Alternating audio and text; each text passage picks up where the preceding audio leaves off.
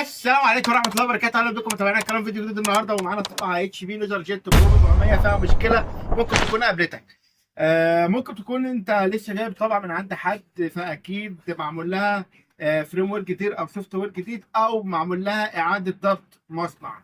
طيب بعد اعاده ضبط المصنع في حاجه كده بتحصل، ان انت لما بتيجي تدخل تعرف الطبعه على الكمبيوتر الطبعه ما بتعرفش بسهوله، والطبعه ظاهره قدامك ومفيش مشكله في كارت الفورماتر والدنيا زي الفل.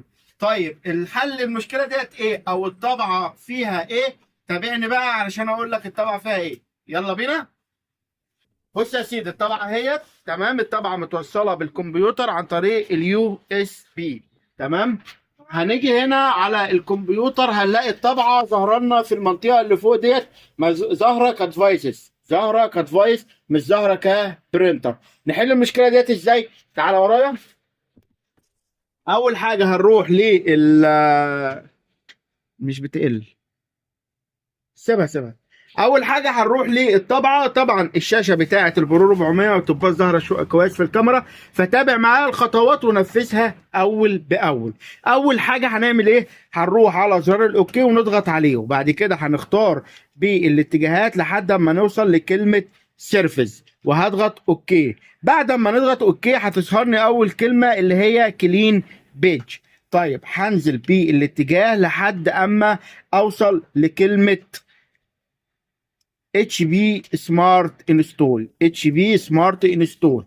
هضغط اوكي وهتلاقي اتش بي سمارت انستول ومعمول اون ومعمول علامه نجمه جنبه، يعني ده الخيار المتفعل. هضغط عليه كده وهختار الاختيار اللي هو اوف واضغط عليه اوكي مره تانية علشان يجيب لي علامه النجمه جنبها وتطلع من القائمه خالص. تروح تبص على الكمبيوتر بتاعك تلاقي الطبعه ظهرت لك اهيت في البرينتر. طبعا تبقى منزل تعريف الطبعه ومثبت تعريف الطبعه من الاول عشان تظهر لك كده بسهوله. تمام. هضغط برينتر بروبرتيز وهختار برنت تيست بيج، وتعالى بقى نشوف الطبعه. طبعا الطبعه طبعت معانا بكل سهوله اهوت. الحمد لله خدت الامر من الكمبيوتر وطبعت معانا بكل سهوله، ودي صوره الطبعه اللي معانا.